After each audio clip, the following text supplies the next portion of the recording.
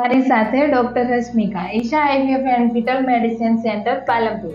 આપણી સાથે છે પરમાર ગીતાબેન નરેશભાઈ, ગામ ગુંદરી. એમને ત્યાં 23 વર્ષ પછી બાળકોનો જન્મ થયો છે. તો આપણે એમની પાસેથી સાંભળીશું કે આઈવીએફ પહેલાની અને આઈવીએફ પછીની જર્ની એમની કેવી રહી.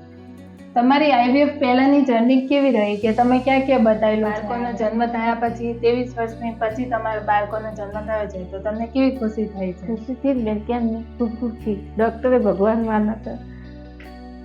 પછી તમને આજુબાજુથી કોઈએ કહ્યું હશે કે મતલબ ત્યાં આઈવીએફ કરાવવું જોઈએ કે નહીં, તો તમે બધા પેશન્ટોને શું કહેવા માંગો છો? મતલબ કોઈને જરૂર છે તો કોઈ બી સાથ દે એમ કે સારું છે એમ દવાખાનું. તમે કેટલા ટાઈમથી આગળ ટ્રીટમેન્ટ લીધી છે અને આપણી હોસ્પિટલ માટે શું કહેવા માંગો છો? લગ્ન કર્યા 22-23 વર્ષ થઈ ગયા. મેં અમદાવાદ, સુરત, નવસારીમાં રાકેશ હતો ત્યારે મેં દવા બહુ કરાવી પણ કોઈ રિઝલ્ટ મળ્યો નહોતો. પછી હું ગામડે આવ્યા, પછી પાલનપુર આવ્યા. પાલનપુર આવ્યા, મને હોસ્પિટલનો એડ્રેસ મળ્યો.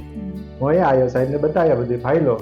સાહેબે મને સલાહ આપી કે હું કેવી પ્રમાણે ટ્રીટમેન્ટ કરશો એટલે તમારું 100% રિઝલ્ટ મળશે. સાહેબને કેવા પ્રમાણે મેં ટ્રીટમેન્ટ ચાલુ રાખી ને એને ટ્રીટમેન્ટથી અમને આ રિઝલ્ટ મળ્યું હોય બે બાબા ત્યાં સારું છે. હોસ્પિટલમાં વ્યવહાર બીજે સારો હતો. સાહેબને કેવા પ્રમાણે રાતદારી પ્રમાણે કામ કર્યું સાહેબ.